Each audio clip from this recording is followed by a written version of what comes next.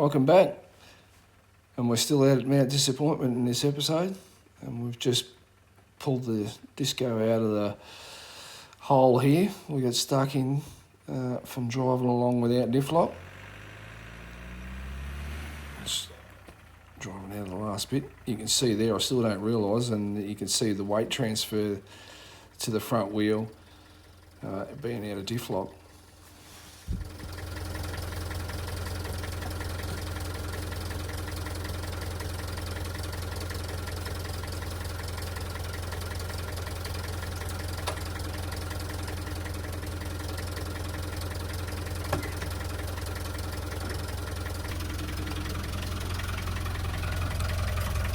Bugger.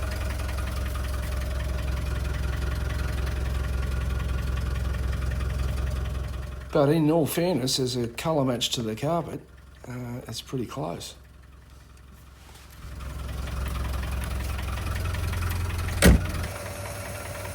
Luckily, about a month ago, I spent a bit of time and sealed the winch up and put a remote breather and that on it. That's not always the be-all and end-all, but it seemed to have worked pretty well this time, so.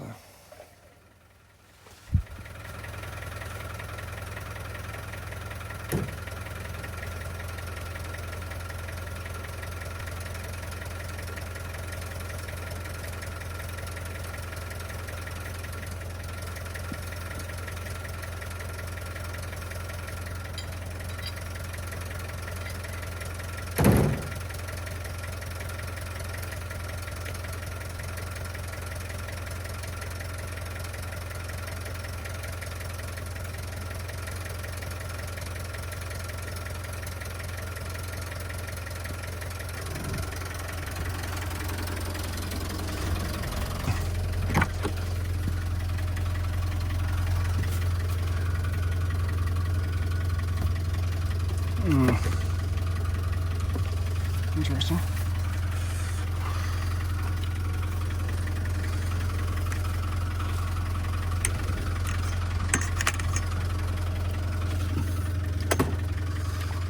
Now,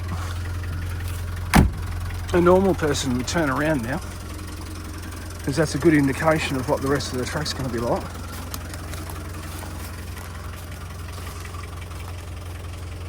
But we'll keep going forward.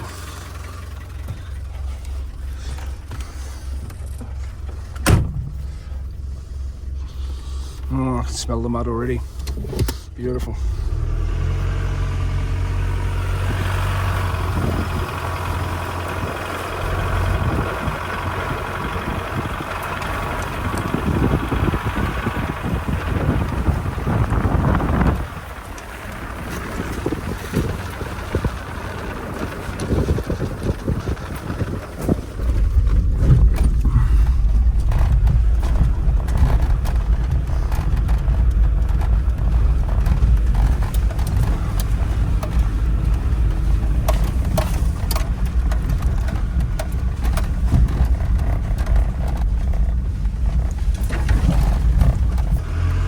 That's ever been to Mount Disappointment, this is supposed to bring you out at the number one campground, which I'm sure everyone's been to, where you follow the main mountain trail and out Flowerdale Road.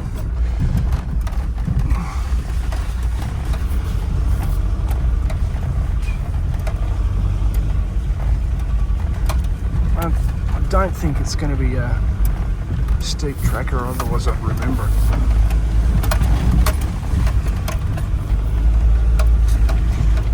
But it is saying it's a black or a red track.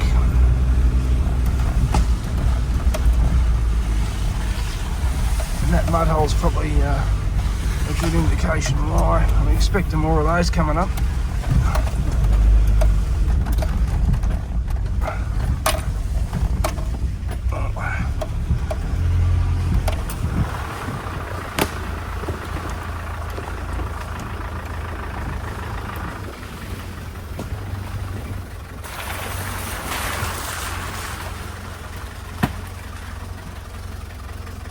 Okay, we're not going slow this time.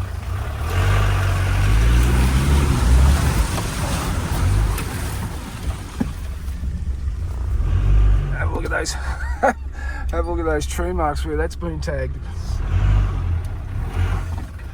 pretty tight in here. You wouldn't want to be in here in a big grip. You'd be playing tag.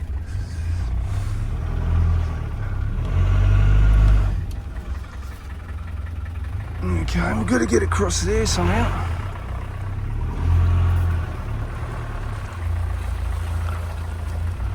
It's down here. Well, after our last little adventure, you could bet that the 37 crowd's been in there. So I'll look for something else here. Bit of a hole in the scrub there. We'll go through there.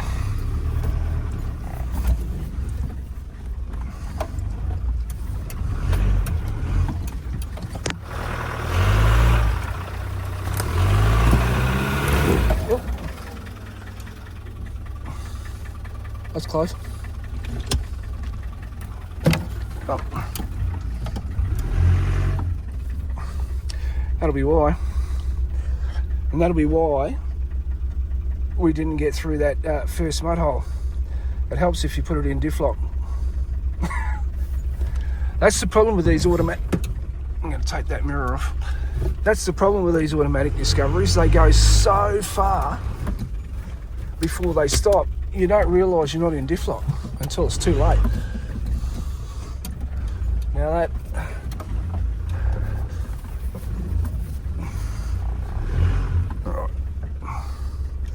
That is just bizarre. Anyway, that's why we didn't come through that hole. We only had one wheel driving.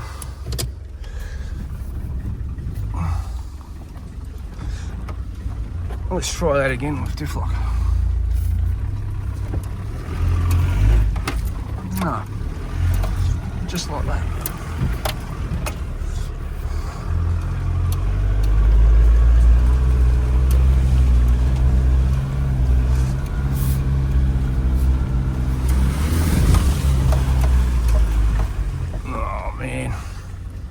What's going on here?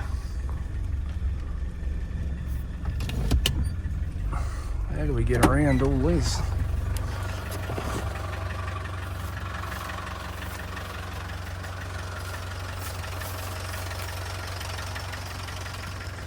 That's been down ages.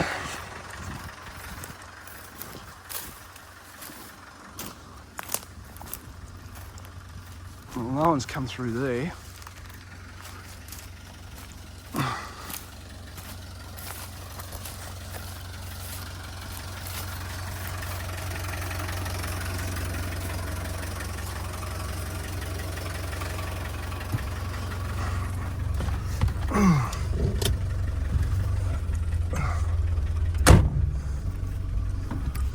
Okay.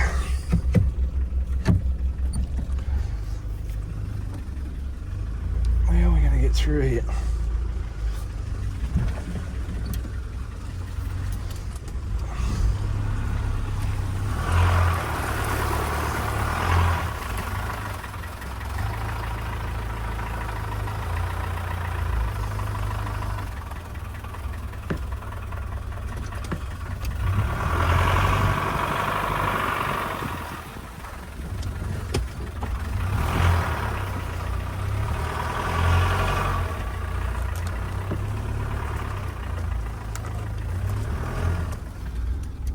Look at all those big ring barking trees. There's been some cars stuck in these holes.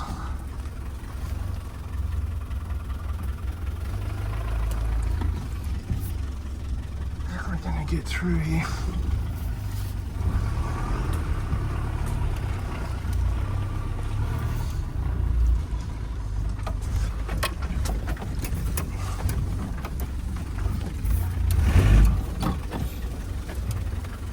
Coat of paint and that.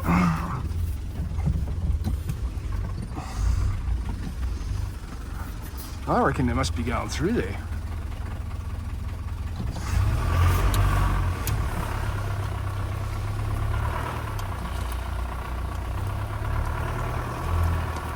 There's definitely no other ways through it. Right. Let's have a look.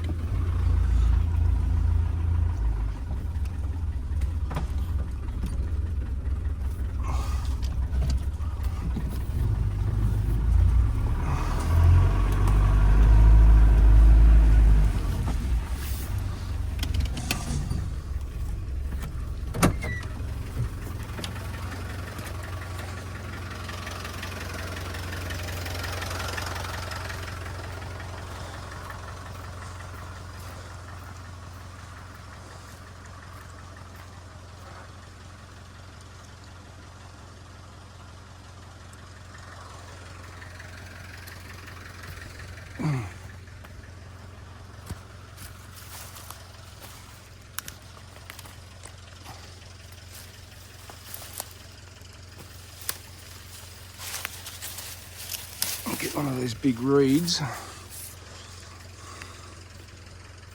so we can get a read on the depth.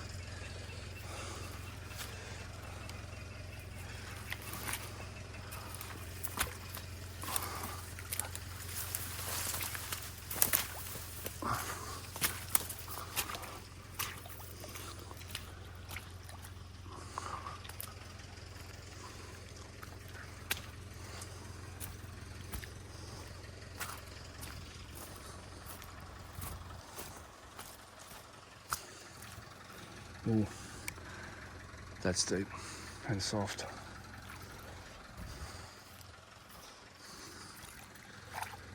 That's solid.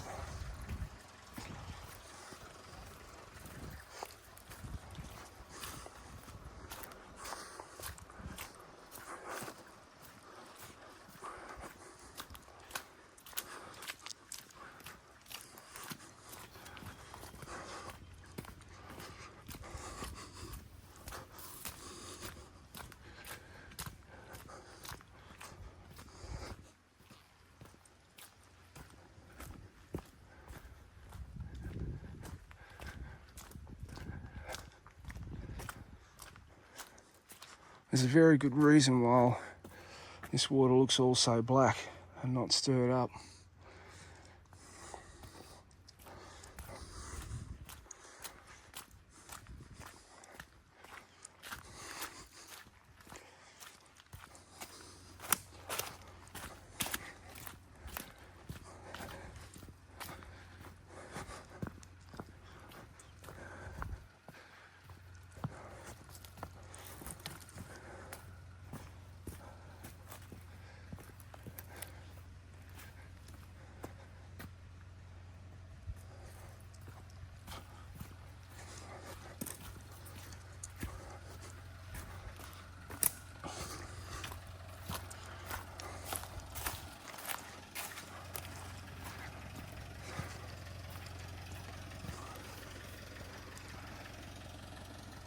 Nah, I'm not interested in getting stuck twice in one day. I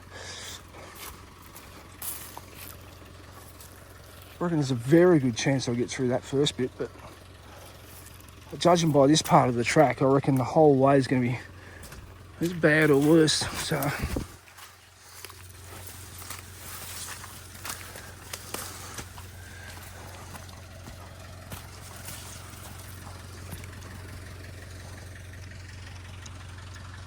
it's very interesting that this hole here is very muddy, like it's had cars in it, but every other hole the other side of it is as dark, and no one's been in it. So that's telling me, pack up your bat and ball before you can't go home.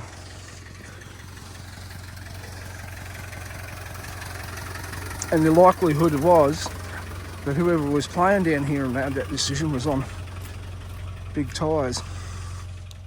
I mean, the decision to keep going down this track when you're with a couple of four-wheel drives is a no-brainer. But when it's yourself and you've got to swim around and recover the car all the time, it's time to pull the pin, I think. Get that mirror.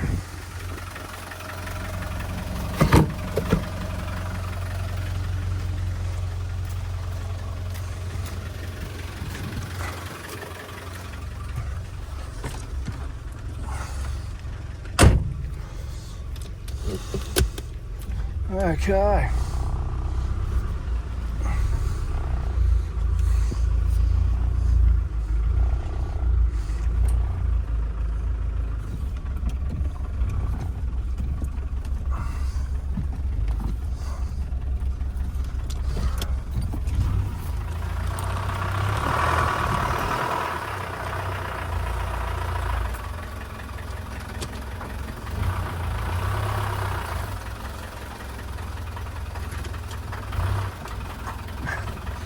Where the winch cable marks.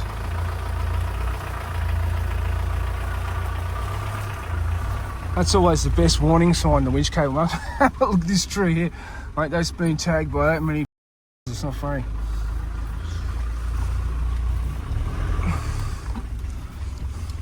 Oh.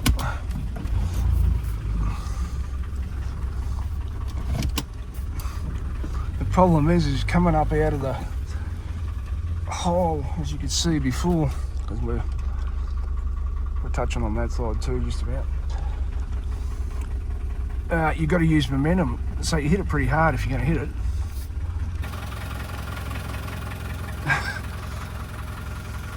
Anyway, let's not get stuck here.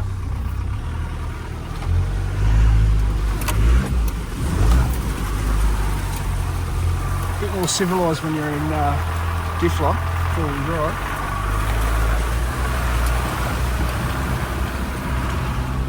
Yeah, it's a pretty common one for anyone that's ever driven diesel auto discoveries. I mean, even V8 petrols, but I've noticed it in the diesel discoveries. But when you're off-road, you'll get into the most incredible positions because the bloody things will drive forever, just in two-wheel drive out of diff lock. And then you'll be at an obstacle and all of a sudden it's too late. You haven't got anything selected when you realise.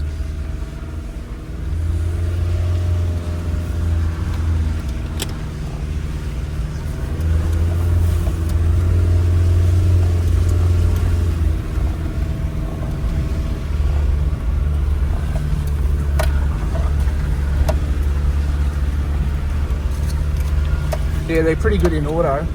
Like I used to drive my Defenders right across the Simpson Desert, not in diff lock, and just ride the whole way, every dune, all the way to Birdsville. That's on the easy side, coming from the easy way, over from the west. But yeah, no problem. No four-wheel drive needed the whole way. They're just so capable.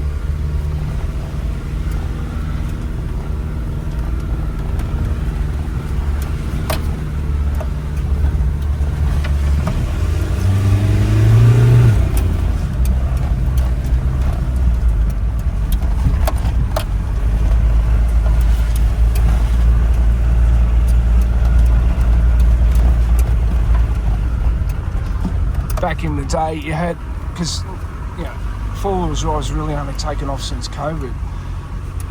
You know, there's people done it before then, but not to the extent of what people are doing it now. But I'd go and fit auto, you know, because I'd driven 10 or 15 years with it just manuals. And you know, once you've driven an auto off-road, you'd never go back to a manual. It was just chalk and cheese for capability. And I'd be fitting autos, pulling manuals out of Defenders and fitting autos in them 25 years ago. People would be going, what are you doing? That's so stupid. But there's a business in it now. Something I should actually say about that too is that you wouldn't be doing it to a lot of other four-wheel drives. The reason it works so well with Land Rover redesigned with ZF and Vorth the 4-speed automatic in these things, and they are seriously geared for off-road, whereas most of the, especially the Jap autos in you know, anything from the 80s to the 2000s, they're all you know, truck type automatics, and they're not geared real well for off-road or anything like that. Those are just sort of thrown in the four-wheel drive. So I don't know if I'll be racing to put an auto in one of those, but definitely with the Land Rover stuff, they did a lot of development with the automatics, and they work really well off-road.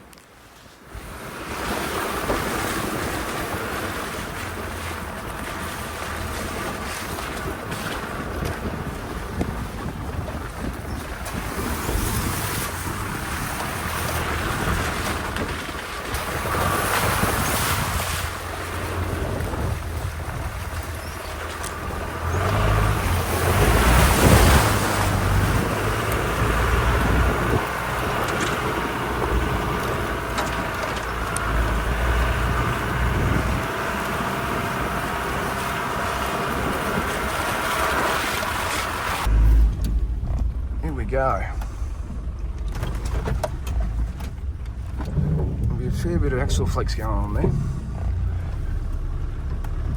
So this is Sailor Hill track. New Tracks is saying it's red. Sometimes that can be lucky dip, but I expect it to be steep because it's going off the side of Murchison Gap, so, and we'll be going downhill.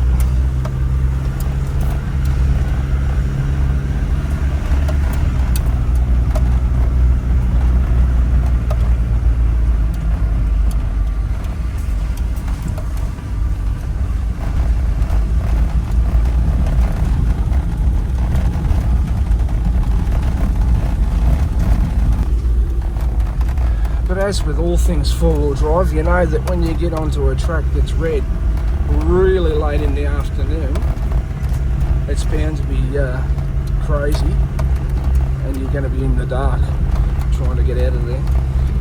Let's just hope it's not like that today.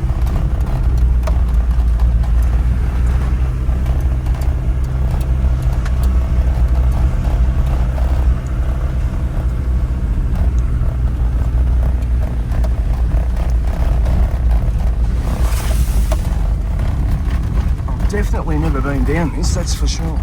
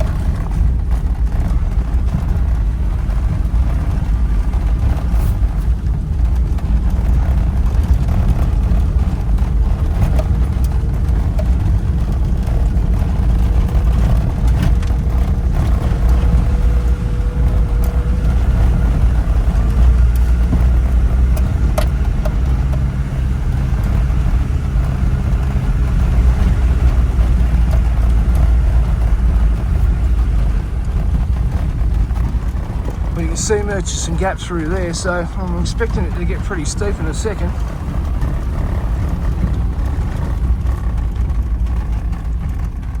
Oh, what's going on here? Two different waves.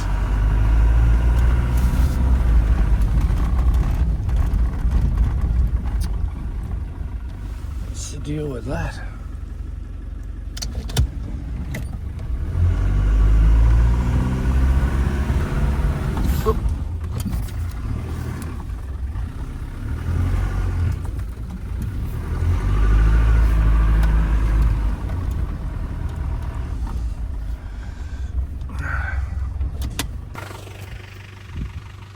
I have no idea which way we're going here. This junction's not on the map.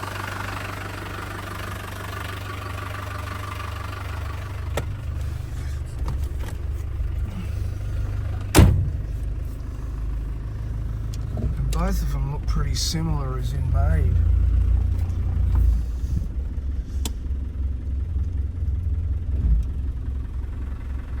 Oh, we'll go this way first.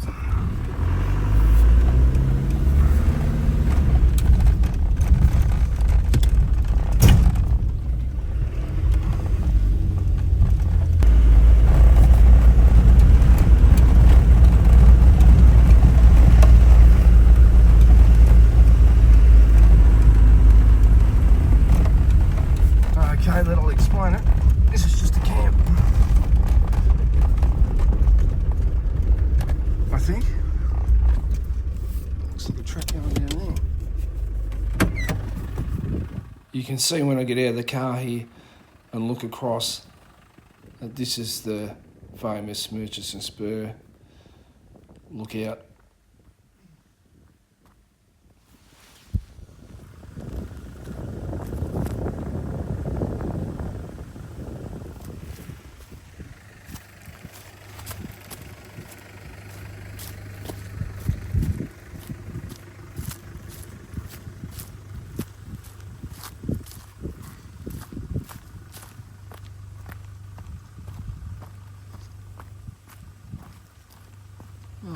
idea what's going on here. This is an old Holden. HQ yet.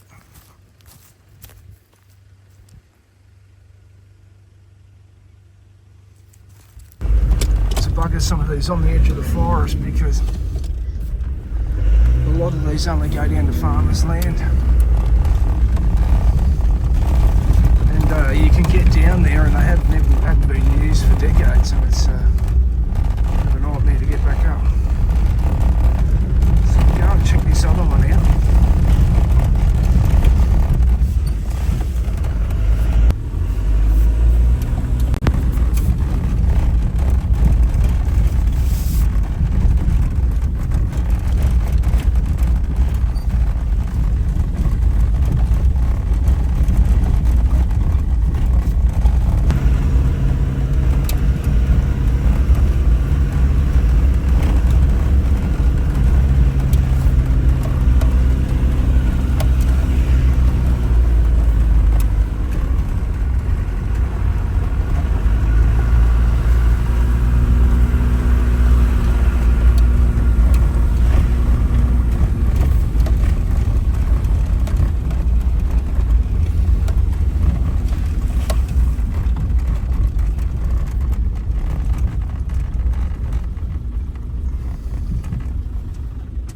Okay, I think this is the track.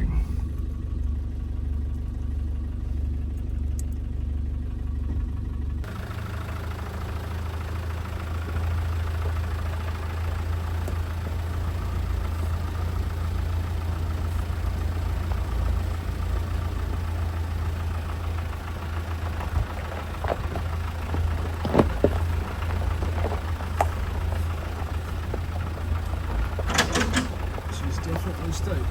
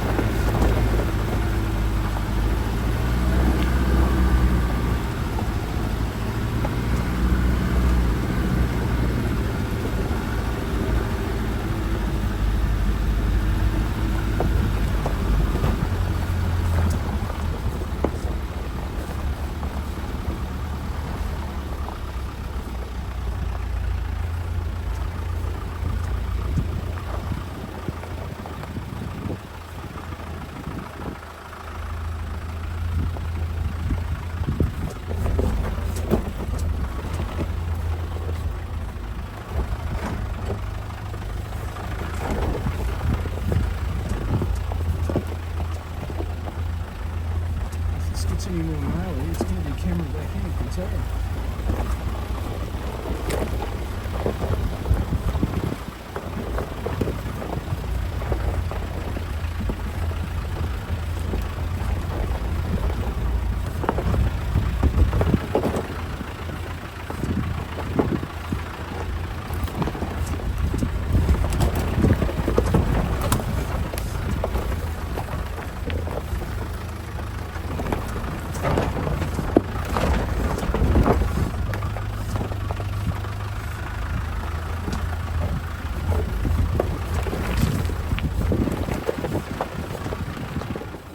Some people should be really picking up how steep this is now. You can even see it off the camera. I was surprised this doesn't have the crap torn out of it by the big ones.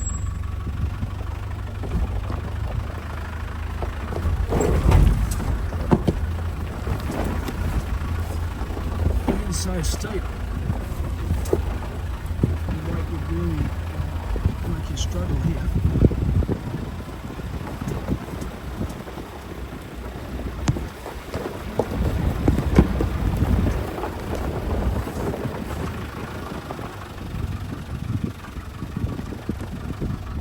Okay, that's gnarly.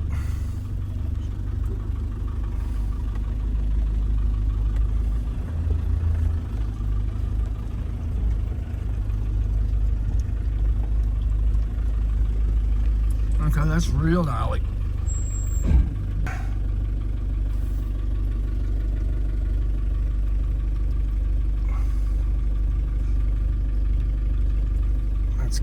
back in and drive the car on.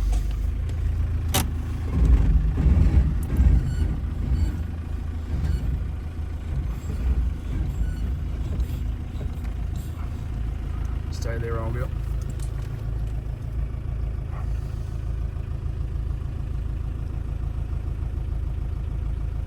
Should have set the drone on.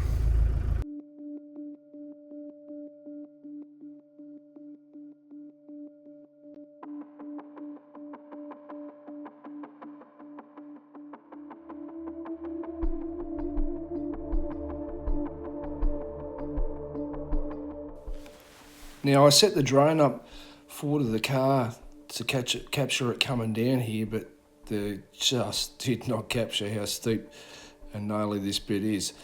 But I like to travel out of the ruts most of the time for stability, but even I went into the ruts here. Because it's so steep coming down on the road by all-terrain tyres and it's a bit gravelly, I was just worried about being up out of the ruts and then sliding down into them and turning the vehicle over. But it is a lot steeper than what it looks here. And coming back up it would be a bit of a challenge in a vehicle without diff locks. You were probably able to pick up how steep this was down as we're coming down that last 400 metres or so. But you can see here back where it's looking back over to the other side of the hill. You can get a bit of an idea here as well how steep it is, but there's certain sections of it that are steeper and trickier than others.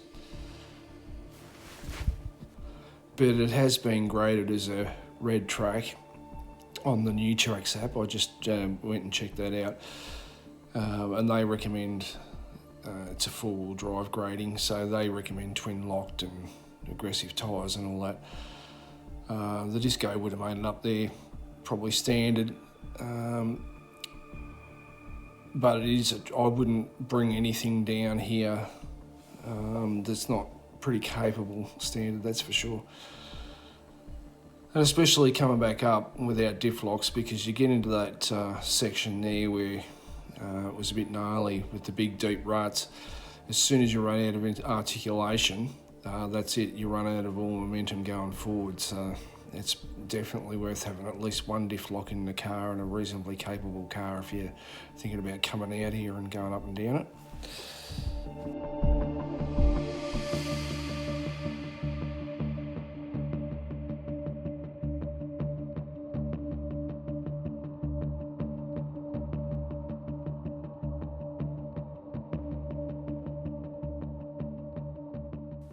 Now, one very annoying part about all these tracks and that off this side here is they're not clearly marked.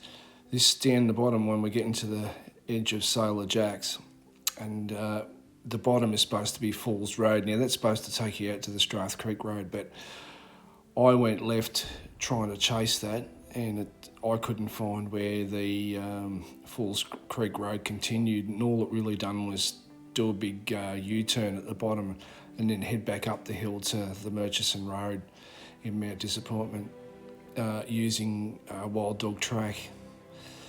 So it's probably been realigned and mucked about, and usually what's been happening with the State Forest in Victoria, and I'm going to say it's probably the same everywhere else, is where tracks used to come out on the farmers' lands, farmers have sort of taken them over and blocked them off. So this has just probably been rerouted back into the State Forest, which is a bit unfortunate.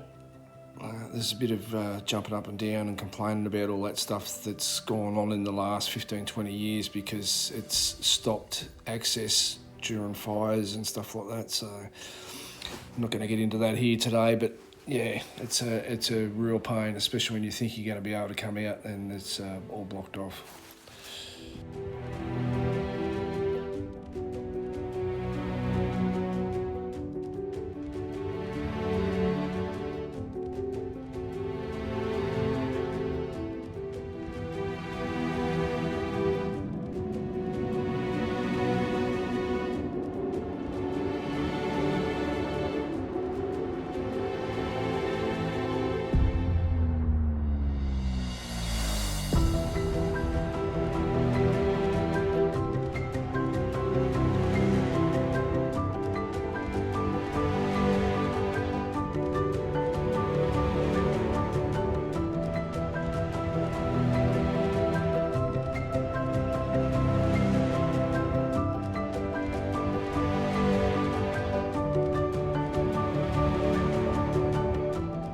as it was getting really late in the day and towards evening, it was real challenging for the drone. I had a couple of strikes coming through this area, as you can see, and especially coming up this track, Wild Dog track, the next one we're about to head up. I hit the trees a few times up there.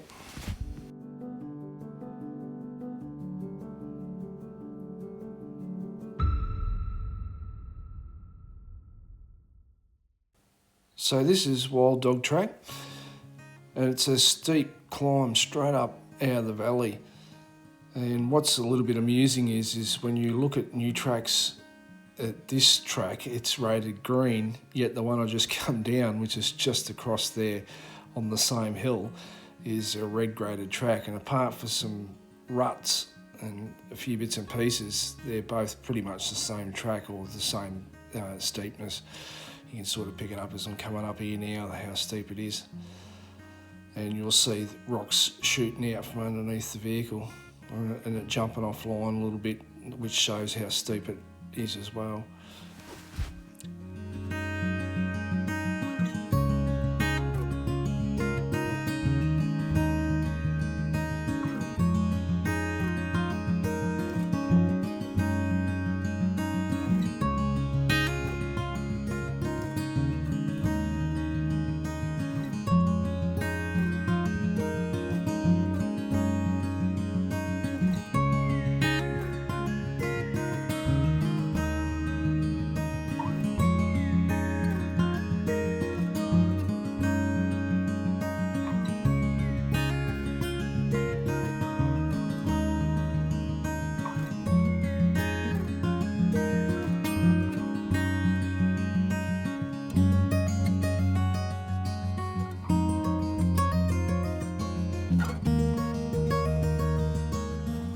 This is another really close call.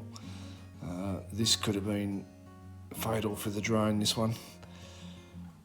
It took a while to sort itself out. It wasn't until I tried to dodge another branch up here that the propellers ended up sorting themselves out. And something you can pick up about that bit of footage is the reason I didn't stop. Normally I would have stopped as soon as I had a strike like that.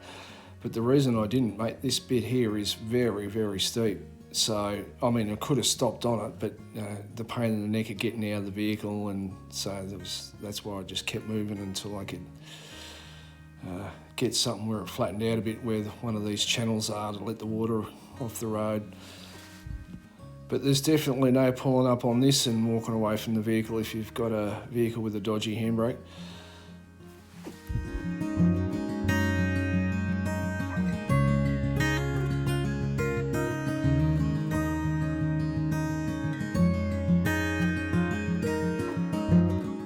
And this here, coming up, is the reason I called it a day. Because that was as close as it gets to destroying the drone. Yeah, it's just so late in the day. You can see that it's overcast as well, but it's probably about 7:30 at this stage.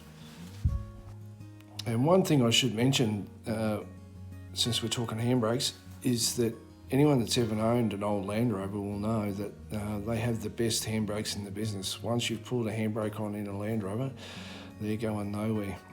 I mean, not even if you go right back to the very first of them in the early series, the handbrakes are absolutely spot on.